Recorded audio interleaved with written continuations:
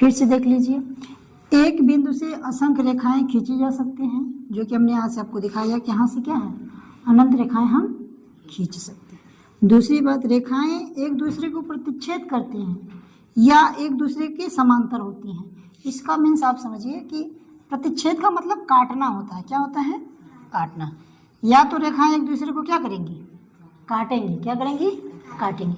या तो काटेंगी, नहीं तो एक दूसरे के समांतर होंगी। क्या होंगी? समांतर। समांतर का मतलब ये होता है कि वो कभी एक दूसरे को काटेंगे नहीं, तो वो क्या, कौन सी रेखा कहलाएंगी? समांतर रेखा। और जो रेखाएं काटेंगे उन रेखाओं को हम क्या करेंगे? प्रतिच्छेद रेखाएं। क्या कहेंगे? प्रतिच्छेद रेखा। प्रतिच्छेद रेखा। तो बना लीजिए और लिख लीजिए,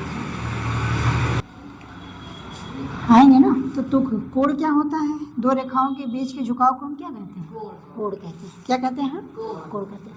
अब ये कई प्रकार के होते हैं, लेकिन अभी जो जनरली आपको जानकारी मिलेगी वो 3-4 प्रकार के होंगे। न्यून कोण,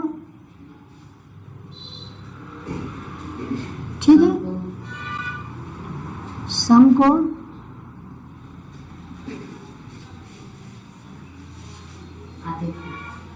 अधिक कोण,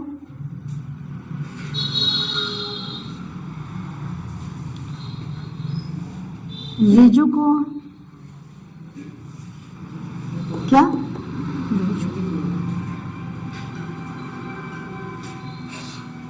एक होता है बृहत कोण। क्या होता है? बृहत कोण। क्या होता है? और एक कोण होता है संपूर्ण कोण। क्या होता है? संपूर्ण कोण। संपूर्ण कोण, संपूर्ण मतलब कंप्लीट। संपूर्ण मतलब कंप्लीट। अब न्यून कोण किसे कहेंगे? तो भैया थोड़ा सा ये चित्र देख लीजिए, ज़्यादा समझ में आएगा। ठीक है, चीज़ें क्या होंगी? ज़्यादा समझ। अगर ये 90 अंश का होता है, ठीक है, अगर 0-90 के बीच है, यहाँ कहीं कोण बन रहा है, तो वो सब कोण क्या होंगे? न्यून कोण। क्या होंगे? यानी कि जब भी 0 और 90 के बीच में हो, क्या हो? 0 और 90 के बीच में, यानी कि 90 से ज़्यादा नहीं होना चाहिए। 0 से ज़्यादा 90 से कम हो, 0 से ज़्यादा 90 से कम कह सकते हैं। तो 0 और 90 के बीच में जो भी कोण आते हैं वो क्या कहलाते हैं? न्यून कोण। क्या कहलाते हैं?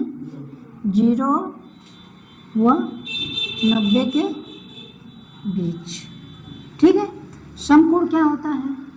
मतलब मान लीजिए थीटा बराबर 90 अंश। क्या है? थीटा मतलब कोण है ना। अगर 90 अंश का कोण है तो वो कौन सा कोण होगा? समकोण होगा। क्या होगा? समकोण। अधिक कोण क्या होता है? 90 से ज़्यादा होता है। क्या होता है? 90 से ज़्यादा होता है और 180 से कम होता है। 90 से क्या होता है? ज़्यादा होता है और 180 से कम, यानी कि ये इधर कहीं कोण बनाएगा। ठीक है, तो कौन सा कोण होगा? अधिक कोण। क्या होगा? अधिक। ऋजु कोण क्या होता है? सीधा सीधा हो जाए। क्या हो जाए? सीधा सीधा, यानी कि थीटा बराबर 180 अंश का जब कोण बनाएगा। थीटा बराबर क्या? 180 अंश, यानी कि जब एक सीधी रेखा जो कोण बनाएगा ये वाला, वो क्या कहलाएगा? ऋजु कोण। क्या कहलाएगा? ऋजु कोण। उसके बाद आता है हमारा बृहत कोण। बृहत कोण क्या होता है कि ये जो होता है 180 से ज़्यादा और 270 से, या ऐसे समझो सीधा 360 से कम होता है। क्या होता है? 360 से कम होता है, यानी कि जो थीटा कोण क्या होता है 180 अंश से ज़्यादा होता है, तो वो कौन सा कोण कहलाता है? बृहत कोण। क्या कहलाता है? बृहत कोण। अगर वह कोण जो थीटा बराबर 360 हो, क्या हो? 360, तो वो कौन सा कोण कहलाएगा? समपूर्ण कोण कहलाएगा। कौन सा कोण कहलाएगा? समपूर्ण। तो ये जो कोण है आपको हमेशा पता होने चाहिए कि न्यून कोण क्या होता है, समकोण क्या होता है, अधिक कोण क्या होता है, ऋजु कोण क्या होता है, बृहत कोण क्या होता है, संपूर्ण कोण क्या होता है, तो पता रहेगा। लिख लीजिए, उतार लीजिए, याद कर लीजिए वो।